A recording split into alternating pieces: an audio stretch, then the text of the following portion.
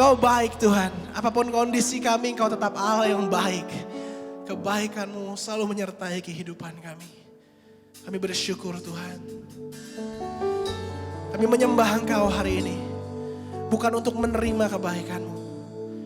Tapi kami menyembah Engkau. Kami beribadah kepada Engkau. Karena kami telah menerima semua kebaikan Allah. Kami telah menerima darah yang mahal. Kami telah menerima pengampunan dalam hidup kami.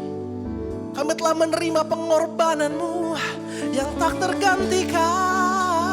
Yeah. That's why we worship You, Father. Oh Lord, You've searched me. You know my way. Even when I fail You, I know You love me. Your holy presence surrounded me.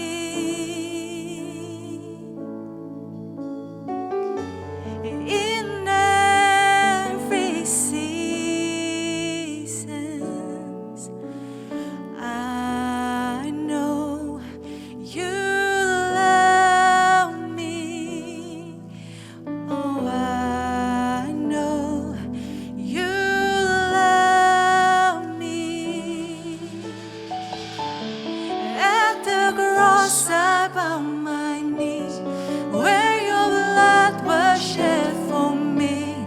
There's no greater love than this. You have overcome the grave. The glory fills the highest place. What can separate me now?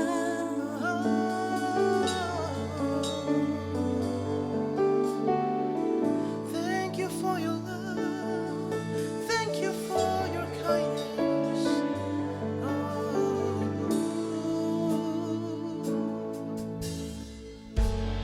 You go before me. You shield my way. Your hand upholds me. I know You love me. Oh, I know You love me. At the cross I bow my knees, where Your blood was shed for me. There's no greater love than this. You have overcome the grave. You have overcome the grave. Your glory fills the highest place. What can separate me now? At the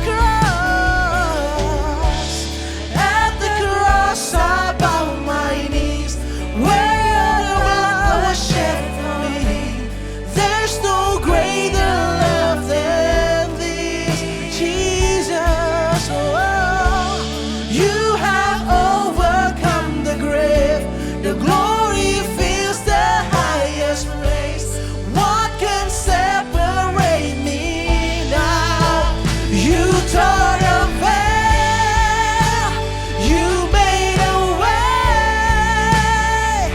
When You say that it is done, You tore the veil. You made a way. When You say that it is done.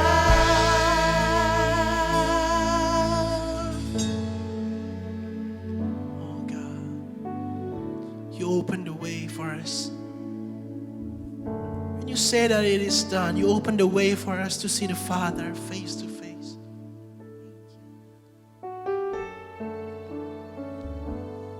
Semua karena pengorbananmu Tuhan. Thank you Jesus. Yeah. And when the earth fades, fall from my eyes, you stand before me. I know you love me. Oh, I know you love me. At the cross above my knees, where your blood was shed for me, there's no greater love than this. And you have overcome the grave. Your glory fills the highest praise. What can separate me now? At the cross I bow my knees, where your life was given to me. There's no greater love, no greater love than this. Oh, you have overcome the grave, feels the highest praise. What can separate me now? You tore the veil, you made a way when you say that it is done. You tore the veil, you made a way when you say that it is done.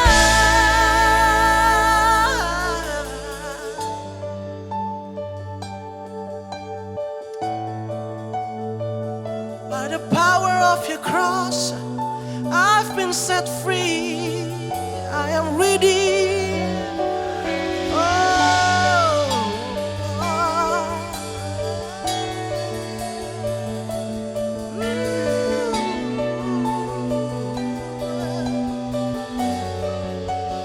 That could not hold you.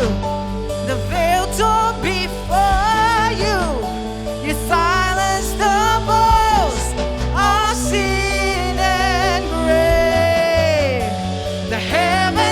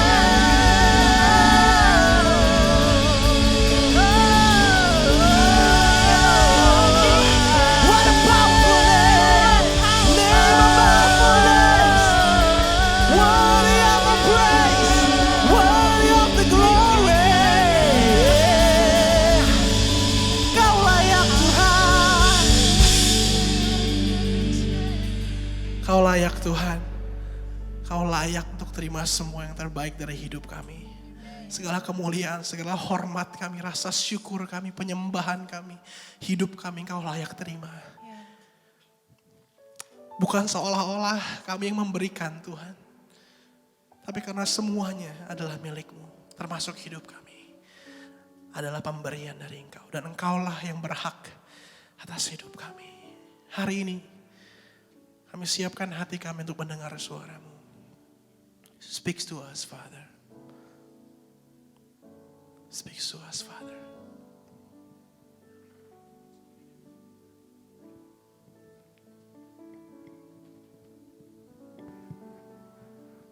Mungkin teman-teman hari-hari ini kau merasa bahwa sudah lama mungkin teman-teman ngerasain yang hari ini ada kasih yang memuaskan dalam hidupmu.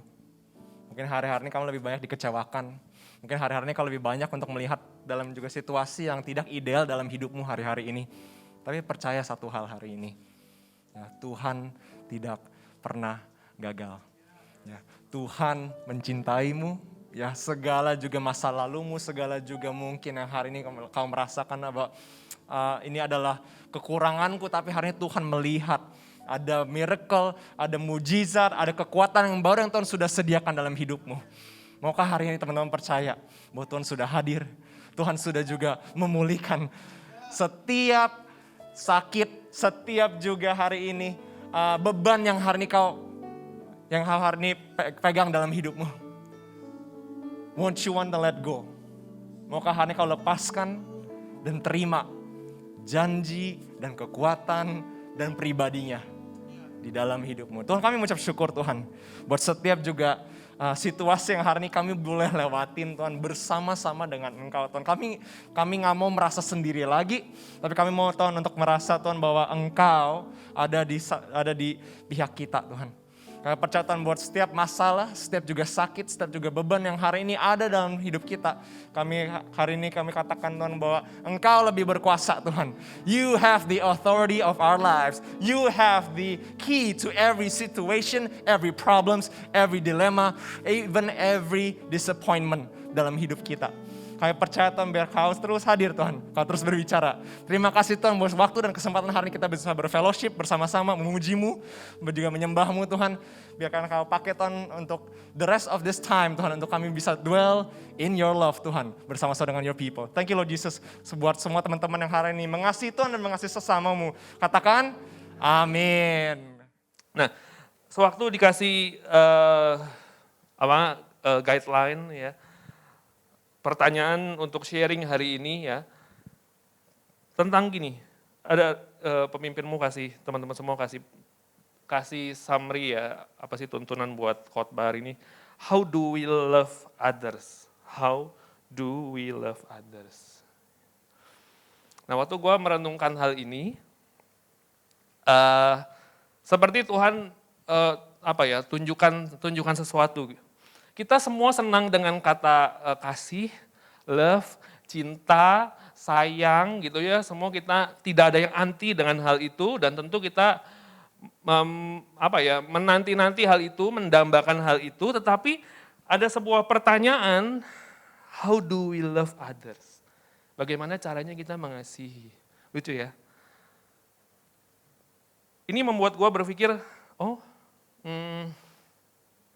kita suka tentang kata itu, tetapi kita juga bertanya, itu tuh apa? Kita suka dengan sesuatu yang kita tidak kenal. Lucu ya? Biasanya kita suka sesuatu, misalnya kita suka barang-barang tertentu, kenapa kita mau beli handphone yang paling bagus, karena kita mungkin tahu speknya apa gitu, atau mungkin kita tahu barangnya itu apa, tetapi kita suka kata yang namanya kasih, tapi kita juga bertanya-tanya dalam sepanjang kehidupan kita, itu tuh apa? Dan bagaimana kita mengasihi? Nah teman-teman, waktu gue renungkan ini ya, memang kata kasih itu bisa berubah dengan sekejap. Ini kita ngomong kasih bicara tentang kita dengan pasangan kita, dengan orang tua kita, dengan sahabat kita. Ya, waktu aku di BPN sebelumnya, kita ngomongin tentang gini, orang tua kita dulu menikah, ya tentu karena mereka saling mengasihi, tapi dalam beberapa waktu mereka bercerai, dan di situ udah gak ada kasih, malah benci. Lucu ya, kasih itu bisa berubah dari ekstrim yang paling ujung, sampai yang paling ujungnya lagi. That's why kita bertanya, bagaimana caranya kita mengasihi. Bagaimana caranya kita mengasihi. Dan teman-teman, waktu gue renungkan hal ini, Tuhan membukakan gini, di dalam dunia yang sudah jatuh ke dalam dosa ini, kasih itu sudah berubah. Ya. Kenapa kita bertanya bagaimana caranya kita mengasihi? Itu semua terjadi karena dunia ini sudah jatuh dalam dosa. Dan kita semua sudah ada di dalam dosa. Sehingga kita bertanya, kita berpikir, gimana caranya mengasihi? Sehingga mengasihi jadi sebuah barang yang sulit. Ya. Kalau lagi awal-awal dating kan gampang ya. Tapi setelah dijalanin gitu, malah orang yang paling buat kita paling sensitif mungkin pasangan kita, mungkin sahabat kita. Nah teman-teman, hari ini ya, kalau kita bertanya gini, kenapa kita belajar, kenapa kita mengambil kasih ini, bagaimana kita mengasihi jadi sebuah isu? Jawabannya hanya satu, karena dosa. Di dalam dunia yang sudah jatuh dalam dosa, kasih itu menjadi mustahil. Makanya kita di dalam gereja kita diajarin mengasihi sesama, mengasihi. Karena semua di dalam dosa, kasih itu bukannya susah, tetapi mustahil. Nah teman-teman, hari ini kita belajar, pertanyaannya akan kita jawab, how do we love others? Ya, bagaimana kita bisa mengasihi orang lain? Jawabannya ada di dalam dalam Yohanes 13 ayat 34. Yohanes 13 ayat 34 ini adalah inti dari khotbah hari ini. Jadi kalau teman-teman setelah ini mau pulang, boleh setelah kita buka ayat ini mau pulang, nanti pemimpinmu tanya gitu ya, hari ini khotbahnya tentang apa? How do we love others? Jawabannya apa? Yohanes 13 ayat 34, teman-teman udah kasih jawaban yang paling benar. Ya, canda ya. Oke, Yohanes 13 ayat 34 ini adalah inti khotbah hari ini. Mari kita baca sama-sama Yohanes 13 ayat 34.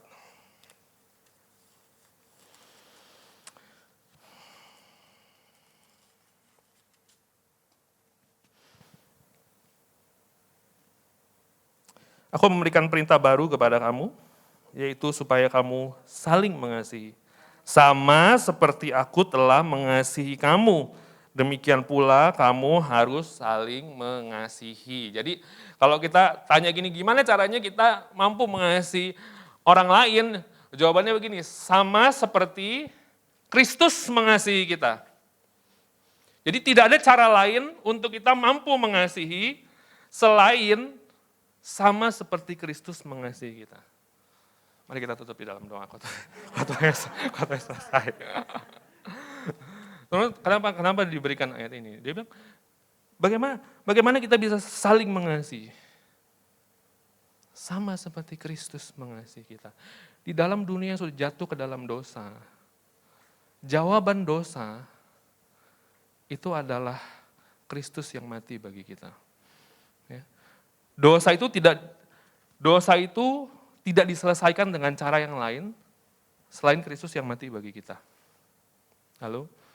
Dan dosa itu begitu serius sehingga membuat Kristus itu turun ke dunia ini untuk membereskan apa yang kita nggak bisa selesaikan, yaitu dosa. Jadi kalau kita mau bertanya bagaimana caranya kita bisa mengasihi, tidak ada cara yang lain selain kita melihat kepada Kristus yang telah beresin masalah yang paling besar. Kenapa kita tidak bisa mengasihi? Karena dosa. Teman-teman sampai sini nangkap? Karena dosa begitu serius, Kristus perlu turun untuk menyelesaikan apa yang kita nggak bisa selesaikan. Makanya kasih, kalau kita bicara tentang mengasihi, itu hal yang mustahil dilakukan tanpa Kristus. Jadi tidak berhenti sampai di pernyataan yang tadi. Kasih itu mustahil untuk dilakukan tanpa Kristus. Nah makanya teman-teman hari ini kita akan belajar, Yohanes 13 ayat 34.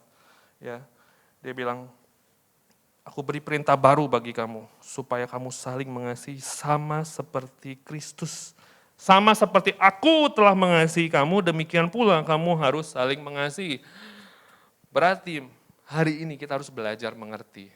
Kita harus bahkan mengalami apa yang Kristus buat dalam hidup kita. Amin.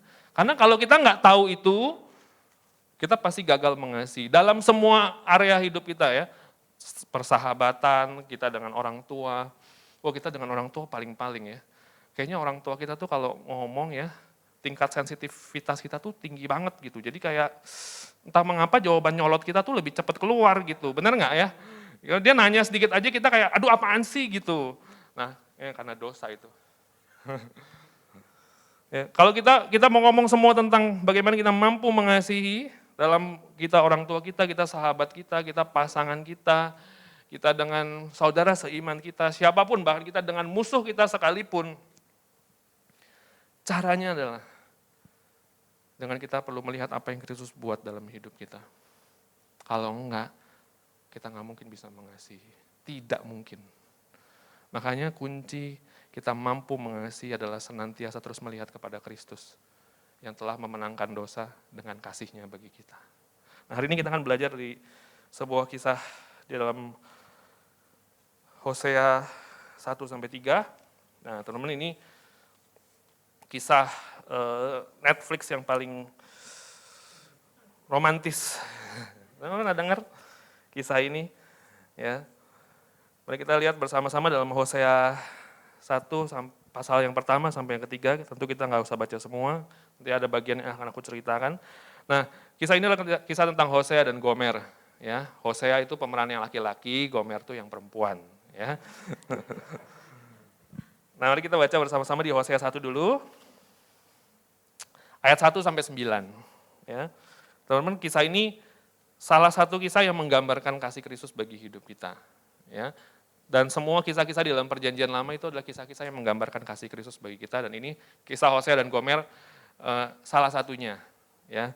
Yang kalau mungkin difilmkan, kalau kata Kak Joy tadi difilmkan, wah itu mungkin laku keras ya. Nah, karena tidak mungkin ya, dalam kejadian hari ini, ya kita ribut sama pasangan kita tuh, atau sama saudara kita tuh karena apa sih? Paling karena chat nggak dibales, karena nggak di like gitu, ada loh kayak gitu. Ya ampun gitu, nggak upload gitu nggak di like. Gitu. Kok lu nggak like gitu? Ya gue belum lihat IG-nya, gimana sih?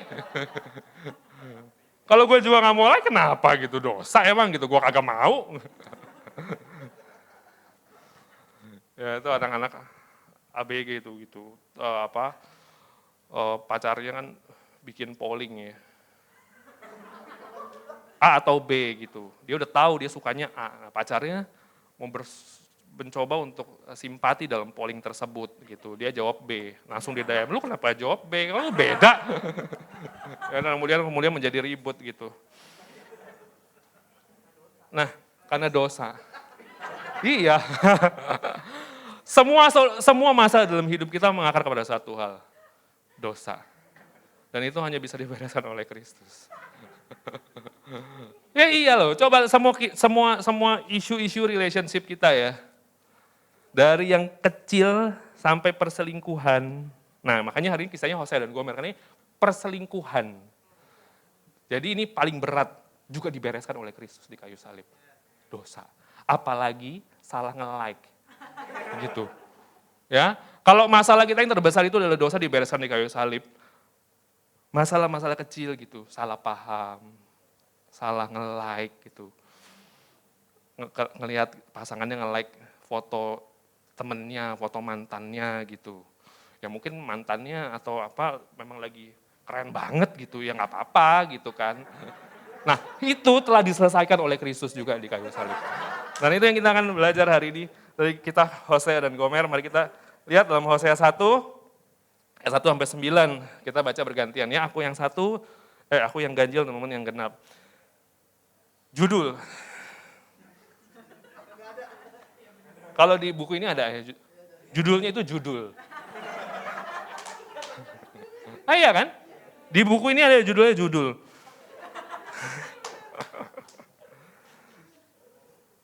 Firman Tuhan yang datang kepada Hosea bin Beeri pada zaman Uzia, Yotam, Ahaz, dan Hizkia, raja-raja Yehuda, dan pada zaman Yerobeam bin Yoas, raja Israel. Silakan teman-teman. Enggak, itu ada judulnya. Iya. Tahu nggak? Gini ya. Kalau teman-teman tahu kejatuhan Adam dan Hawa. Karena Hawa itu menambahi firman. Dan dia mengurangi firman. Waktu Tuhan bilang gini, jangan makan buah di pohon itu. Terus ular kan ngomong kan, wah bla bla bla. Terus Hawa bilang gini, iya Tuhan bilang gini, jangan raba. Ya kalau nanti baca di rumah ya. Jadi dosa itu bermula dari kalau kita menambahi atau kita mengurangi firman. Makanya tadi aku baca di awalnya judulnya adalah judul. Oke silakan baca judulnya. Oke.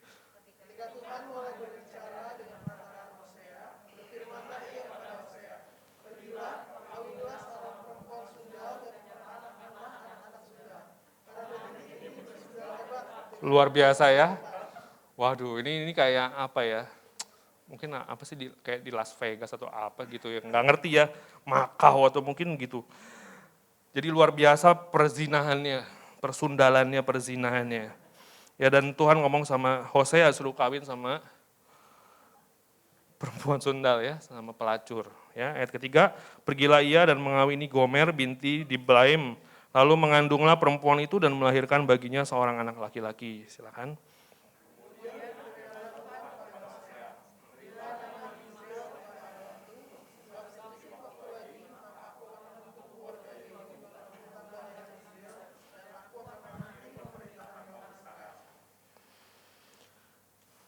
Maka pada waktu itu aku akan mematahkan busur panah Israel di lembah Yizreel.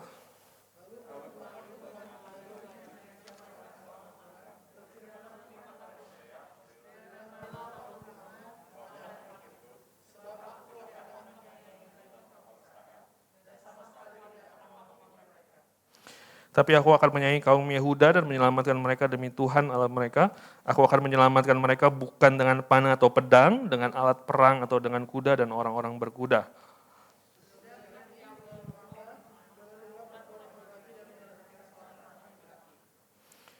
Lalu berfirmanlah ia, berilah nama Lo-ami kepada anak itu, sebab kamu ini bukan umatku dan aku ini bukan Allahmu. Jadi suatu ketika Tuhan minta Hosea untuk menikahi pelacur, ya maaf. Biasa yang online lebih sensitif. Dan tentu Hosea adalah seorang nabi, ya. Mungkin dia seorang hamba Tuhan, tapi dia mendapatkan sebuah arahan daripada Tuhan yang mungkin dia kalau gua jadi dia ya, gua akan bilang kok paling nggak enak ya, gitu. Ya kenapa nggak seperti Musa, seperti Yosua, seperti yang lain gitu. Nah di sini suruh menikah dengan seorang pelacur. Ya mungkin pada zaman itu orang-orang Israel akan ngomongin dia, ini sesat apa enggak ya? Ya mungkin kalau kita di hari ini gitu, tiba-tiba ada hamba Tuhan bilang, saya diminta Tuhan nikahin pelacur. Semua orang bilang apa, gue gila nih orang. Sesat gitu kan. Ya mungkin pada saat itu juga seperti itu. Ya, nah, tapi kisah keluarga Hosea ini menggambarkan tentang Kristus dan kita. Ya. Nah teman-teman, kemudian Hosea melakukan apa yang Tuhan suruh, ya dia menikah dengan Gomer dan kemudian lahirlah 3 anak.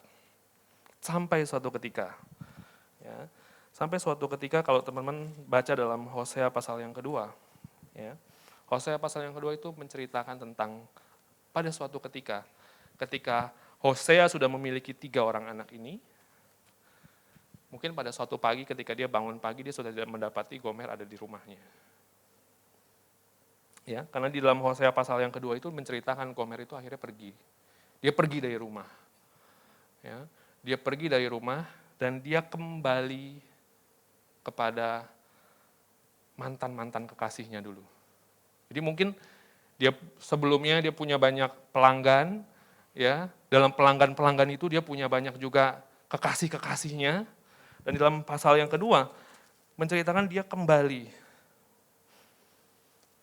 Mungkin satu pagi waktu Hosea bangun gitu ya, dia lihat rumahnya nggak ada, tidur sebelahnya nggak ada, cuma tinggal gulingnya doang sama bantalnya, ditutup pakai selimut, dipikir Gomer masih tidur gitu, dibuka-buka, nggak bangun-bangun gitu kan, ternyata udah bukan gitu.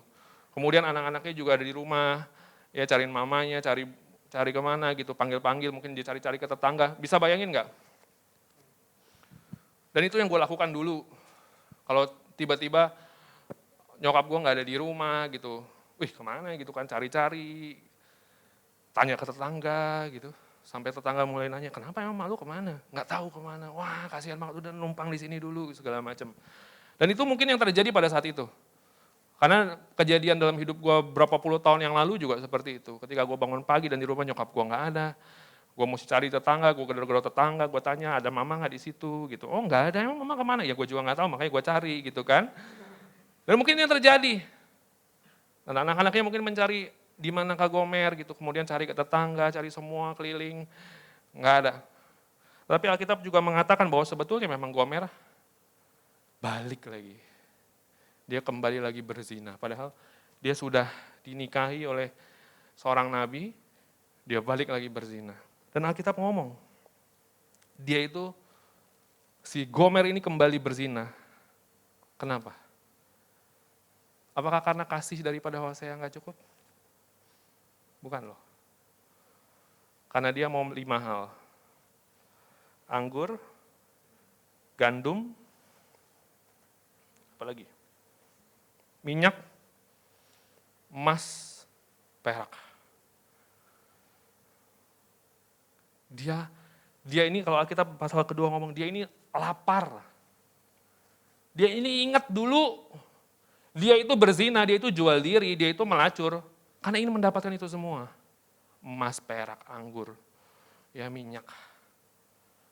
Semua itu. Nah, ketika dia sudah menikah, dia cari itu lagi. Kata kasih udah gak jadi artinya. Halo? Karena apa? Karena dosa. Nah teman-teman, kisah ini sebetulnya sama seperti kita. Makanya kalau Gomer kembali kepada mantan-mantan yang kepada dosa lamanya karena emas dan perak, Kristus membeli kita bukan dengan emas dan perak. Nah, itu kisah pasal yang kedua. Jadi dia kembali, ya, sampai suatu ketika, kamu bisa bayangin ya, bagaimana Hosea kemudian pasti mengurus anak-anaknya, ya. Mungkin Hosea pagi-pagi bikin sarapan buat anak-anaknya. Mungkin Hosea yang mengajari anaknya belajar. Mungkin Hosea yang temenin anaknya bermain. Kamu bisa bayangin, 3 anaknya. Dan itu yang terjadi sama hidup gue juga. Bokap gue yang asuh kita anaknya 3 gitu ya. By the way, bokap nyokap gue udah bercerai dari 20 tahunan yang lalu. Dibaca kisah ini cukup relate. Iya. Gitu, dan bokap gue yang urus kita punya breakfast pagi-pagi, uang jajan kita dibikin susu setiap pagi sebelum kita berangkat ke sekolah, diantar kita satu-satu ke sekolah. Gitu, dan itu tidak gampang. Dan itu tidak mudah. Belum lagi mungkin Hosea tetap harus bekerja. Ya. Dan itulah yang dialami. Nah, sampai dalam Hosea pasal yang ketiga. Berfirmanlah Tuhan kepadaku, ayat yang 1, pergilah, cintailah perempuan yang suka bersundal dan berzina, seperti Tuhan juga mencintai orang Israel. Sekalipun mereka berpaling kepada allah-allah lain dan menyukai kue kismis. Ini kue kismis ada ceritanya lagi ya, nggak usah dijelasin sekarang. Kenapa kue kismis, kenapa nggak kue Nutella, apa segala macam. Ini ada ceritanya. Ayat kedua, lalu aku membeli dia bagiku, dengan bayaran 15 shikal perak dan 1,5 homer jelai. Jadi ada satu ketika di dalam pasal yang ketiga ini Tuhan bilang gini sama Hosea, lu beli lagi, lu dapatkan lagi si Gomer itu. Tapi lucu di sini Tuhan suruh dia beli lagi, beli loh. Bukan cuma disuruh cari dan bawa pulang, disuruh beli. Nah teman-teman mesti tahu begini, pada zaman dulu, ya, kalau sampai seseorang itu dibeli, artinya seseorang itu sudah berubah statusnya menjadi seorang budak. Gitu ya. Nah, dalam sejarah bangsa Israel ada 5 cara, ada 5 alasan kenapa orang bisa jadi budak. Yang pertama, orang tuanya jual dia jadi budak. Itu di Keluaran 21 ayat 7. Yang kedua, gagal bayar hutang. Kalau aku hutang sama Iren misalnya, kemudian aku nggak bisa bayar gitu ya, utangnya 5 triliun gitu, nggak bisa bayar. Akhirnya aku bilang sama Iren, udah deh gue nggak bisa bayar gitu. Nah menurut hukum dalam sejarahnya Israel, aku harus jadi budak buat Iren. Nah caranya begitu, betul ya? Oke, thank you afirmasinya. Ya. Yang ketiga dengan menjual diri. Dengan menjual diri menjadi budak. Jadi ketika orang itu udah nggak tahu lagi mesti ngapain, udah nggak punya apa-apa, ya udah nggak bisa pertahankan hidupnya daripada mati, mendingan dia menjual dirinya untuk menjadi budak. Ya dalam Ulangan 15 ayat 12. Yang keempat, melalui pemberian. Aku bersahabat dengan Iren misalnya gitu ya, ada hadiah budak. Gitu. Ya, karena budak ya. Atau yang kelima melalui perang. Kalau kita Israel ini berperang ya, kalau yang satu kalah, semua jadi budak. Nah, kalau kita melihat cara 5 kisah tadi, bagaimana seorang menjadi budak dalam tradisi Israel, Gomer, kira-kira yang kemana? Apakah Gomer dijual orang tuanya? Enggak. Apakah Gomer gagal bayar hutang? Enggak. Apakah Gomer itu diberi melalui pemberian? Enggak. Apakah dia kalah perang? Enggak. Jawabannya karena apa? Dia jual dirinya sendiri jadi budak. Dan itu yang ditulis dalam pasal yang kedua. Dia mencari apa yang dia mau, emas, perak, anggur, minyak. Tapi dia nggak pernah dapatkan itu.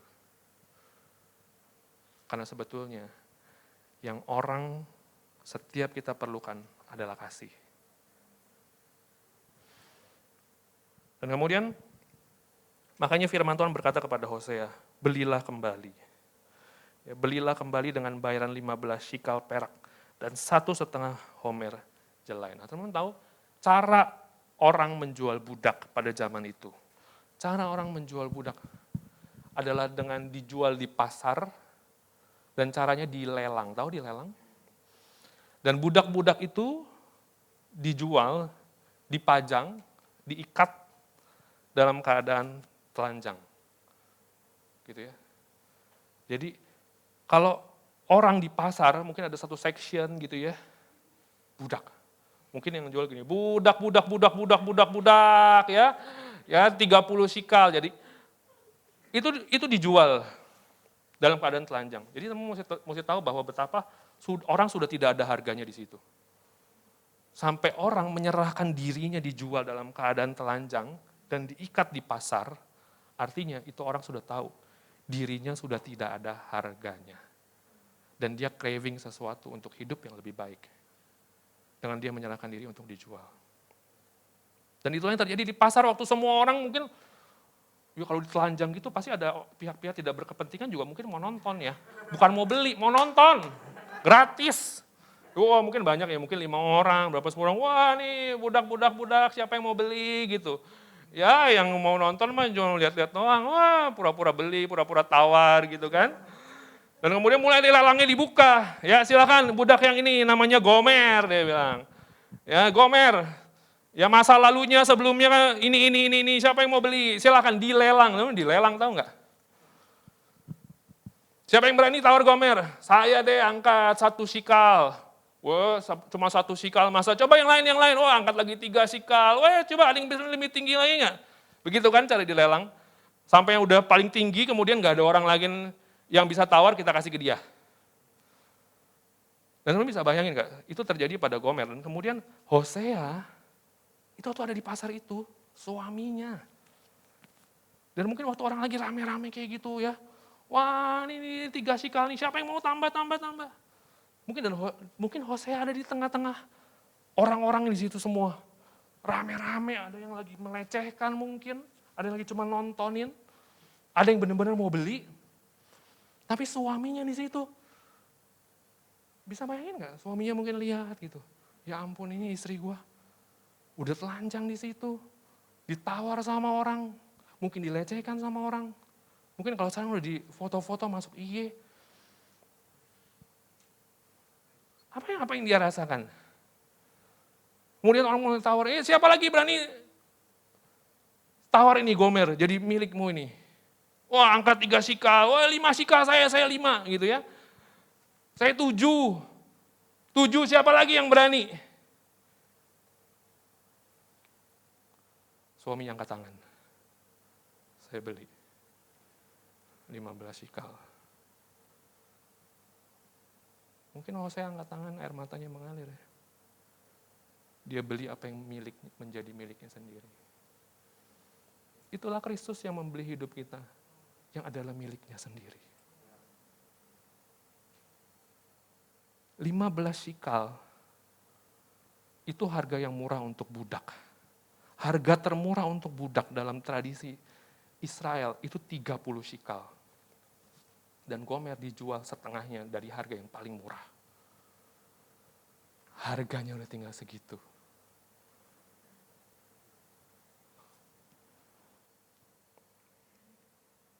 Hosea 3 ayat ketiga, aku berkata kepadanya, lama engkau harus diam padaku dengan tidak bersundal dan dengan tidak menjadi kepunyaan seorang laki-laki.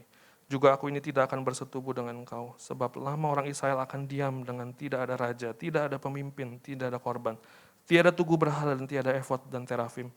Ayat yang terakhir, ayat kelima, sudah itu orang Israel akan berbalik dan akan mencari Tuhan Allah mereka dan Daud, raja mereka. Mereka akan datang dengan gemetar kepada Tuhan dan kepada kebaikannya pada hari-hari yang terakhir. Setelah itu apa? Pulanglah Gomer, kembali ke rumah. Teman-teman, ada kisah yang sebegitunya. Lebih daripada salah nge-like Instagram loh. Udah dijual, udah gak ada harganya. Siapa sih orang yang mau beli istrinya lagi yang udah kayak begini? Udah bugil, udah dilecehkan banyak orang. Siapa yang mau beli? Tapi suaminya beli kembali. Teman-teman tahu, kisah Hosea dan Gomer ini sebetulnya merujuk kepada Kristus. Semua kisah-kisah di Alkitab ini sebetulnya sedang menceritakan tentang Kristus. Hosea bukan Kristus. Hosea adalah bayangan daripada Kristus yang akan datang. Kisah Hosea ini menggambarkan Kristus yang datang. Dan kita ini menggambarkan Gomer. Yang walaupun kita ditebus oleh Kristus, kadang kita kembali ke dosa lama kita, mungkin lebih parah dari sebelumnya. Gomer ini menggambarkan kita waktu kita belum percaya kepada Kristus juga. Waktu kita masih berdosa, makanya Alkitab bilang kita ini sebetulnya diperbudak oleh dosa. Sama seperti Gomer ini menyerahkan dirinya diperbudak menjadi budak. Dan oleh dosa, kita juga diperbudak oleh dosa. Sehingga kita ditawan oleh dosa. Kita dipermalukan oleh dosa. Kita tidak ada harganya. Kita ini sama seperti Gomer yang dilelang. Nggak ada yang mau. Barang yang kayak kita nih, yang berdosa nih, yang gara-gara pasangan kita nih salah like IG, nggak like kita bisa berantem habis-habisan. Kita itu serusak itu, sehancur itu kita. Sampai dijual, dilelang. Siapa yang mau menebus kita? Enggak ada, selain daripada Kristus. Makanya di dalam Roma 5 ayat 8, dia bilang, akan tetapi Allah menunjukkan kasih-Nya kepada kita, oleh karena Kristus telah mati untuk kita ketika kita masih berdosa. Kapan Kristus tebus kita? Sewaktu kita berdosa. Kapan Hosea tebus si Gomer ini? Ketika dia telanjang di situ udah gak ada harganya, udah dijual di bawah budak, jadi budak. Dan disitulah Hosea menebus Gomer. Teman-teman, demikianlah Kristus menebus kita. Demikianlah Kristus menyatakan kasih yang paling dalam bagi hidup kita. Teman-teman, aku ngomong gini ya, kalau karena pasangan kita, orang yang paling kita kasih, siapapun, kita bisa ribut karenanya, hanya karena masalah kecil. Masalah kecil. Betapa dosa telah merusak seluruh diri kita. Dan makanya hari ini aku tidak memberitahu kepada teman-teman gini, tips atau langkah healthy relationship. Karena masalah kita bukan ada pada situ. Jawaban utama kita bukan ada di sebuah langkah-langkah. Tapi jawaban masalah utama kita adalah dosa. Dan Kristus telah menyelesaikannya di kayu salib. Apa hubungannya dengan relationship? Kalau kita tahu pribadi yang paling mengasihi kita, itu mengampuni kita.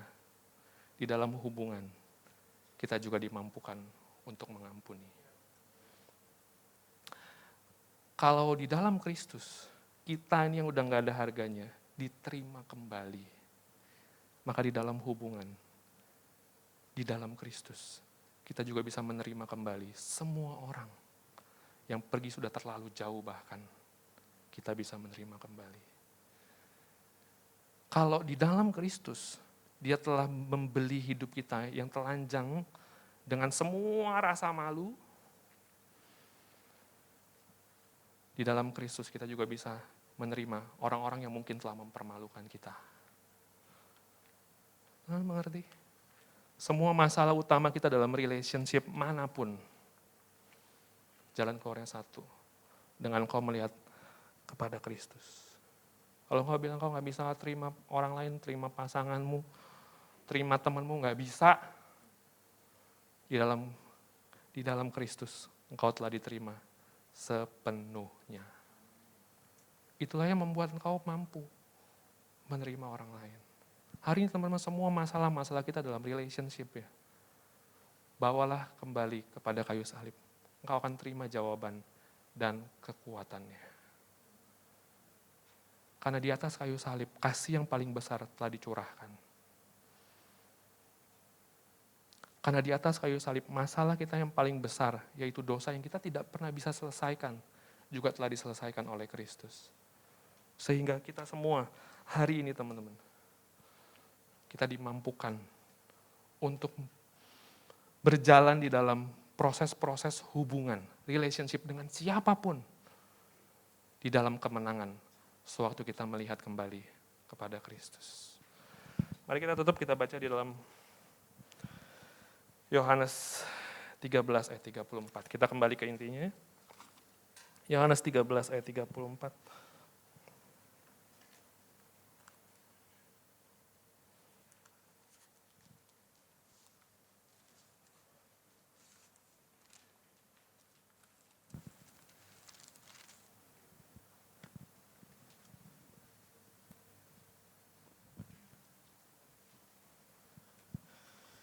Yohanes 13 ayat 34, aku memberikan perintah baru kepada kamu, yaitu supaya kamu saling mengasihi, sama seperti aku telah mengasihi kamu. Demikian pula kamu harus saling mengasihi. Jawaban atas pertanyaan bagaimana kita mampu mengasihi orang lain, hanya satu. Dengan kita melihat kepada Kristus, yang telah terlebih dahulu mengasihi kita. Dia beli kita bukan dengan emas dan perak, seperti yang Gomer cari, seperti yang kita cari. Dia beli kita dengan darahnya dan nyawanya. Bagaimana kita mampu mengasihi orang lain, bagaimana kita mampu menerima orang lain. Kita melihat kepada Kristus, Dia telah terima kita duluan, di saat kita masih berdosa. Bagaimana kita menerima orang lain, di saat kita melihat kepada Kristus, yang tanpa syarat menerima kita. Bagaimana engkau dapat berbagi untuk orang lain dengan kau melihat kepada Kristus yang telah mencurahkan. Kalau kita baca dalam Roma pasal yang kelima, kasih Allah itu dicurahkan, Roh Kudus itu dikaruniakan. Kata dicurahkan itu punya arti ditumpahkan dengan limpahnya. Dan kata kasih Kristus digambarkan seperti ditumpahkan. Dengan demikian, kita mampu mengasihi. Healthy relationship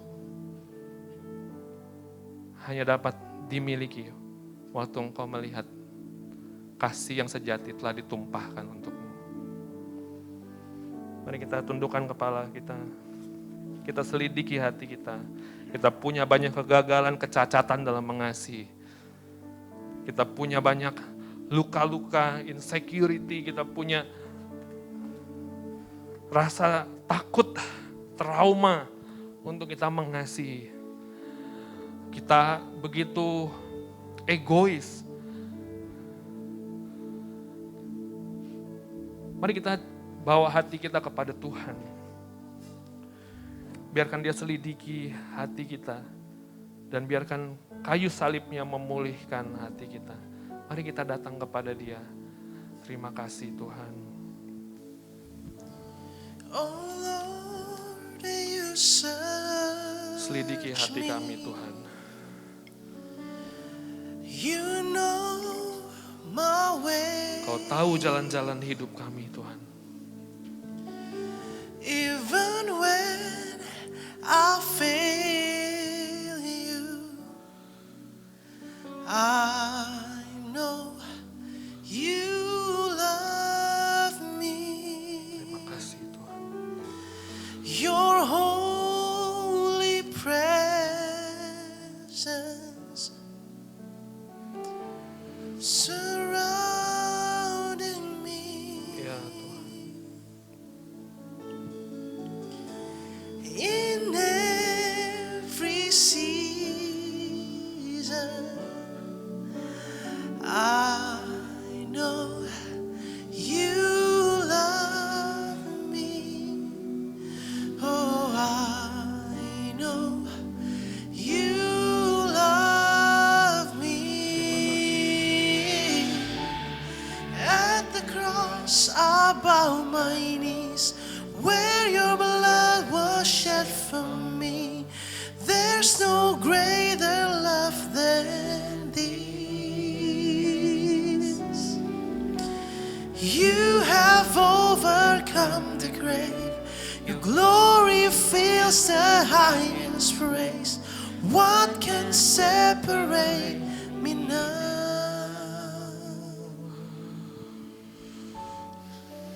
Teman-teman semua, mungkin ada banyak hal yang menyesakan hatimu.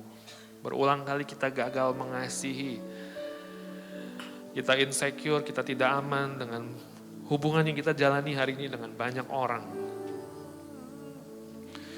Mungkin kita sukar mengampuni, mungkin ada pasangan kita yang mengecewakan kita berkali-kali. Mungkin bahkan dia melukai kita, dia selingkuh, dia pergi, dia mempermalukan kita. Mungkin ada orang-orang yang Tuhan nyatakan dalam hatimu, kau sukar sekali ampuni dia. Ada banyak keegoisan di dalam hatimu dalam sebuah hubungan. Dari hal yang paling kecil,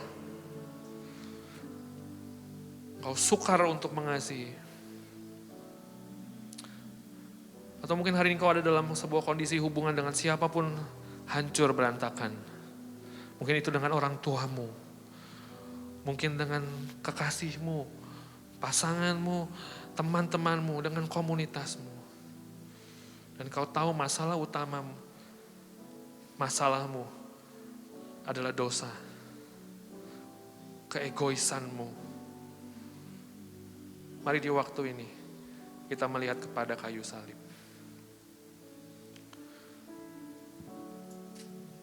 Di sana Dia ampuni kita total.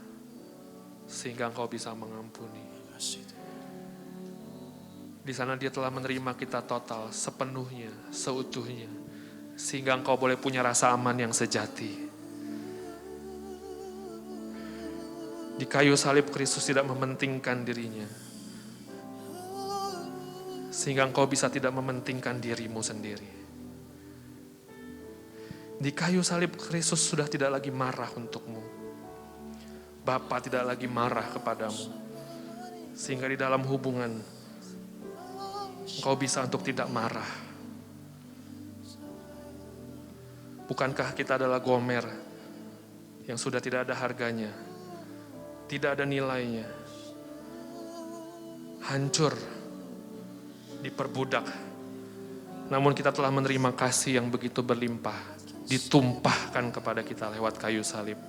Sehingga dengan demikian, kita mampu mengasihi yang lain. Bapa di surga, kami orang berdosa yang butuh anugerah-Mu. Dalam berbagai masalah kami dalam hubungan, seringkali kami jatuh bangun. Kami gagal mengasihi. Oleh sebab itu setiap hari kami boleh terus melihat kepada salib Kristus. Betapa kasih Allah dicurahkan dengan limpahnya bagi kami. Sehingga dengan demikian kami boleh mengasihi yang lain. Terima kasih Tuhan, kami tidak dapat menemukan kekuatan selain daripada kayu salib-Mu. Bahkan kami daripada pertukaran kuasa salib-Mu. Ini hidup kami telah tersembunyi bersama dengan Kau. Dan kami akan tampil bersama dengan Kau di dalam kemenangan. Dalam nama Yesus kami telah mendengar firman-Mu, dan firman ini mentransformasi hati kami. Dalam nama Yesus kami berdoa. Amin.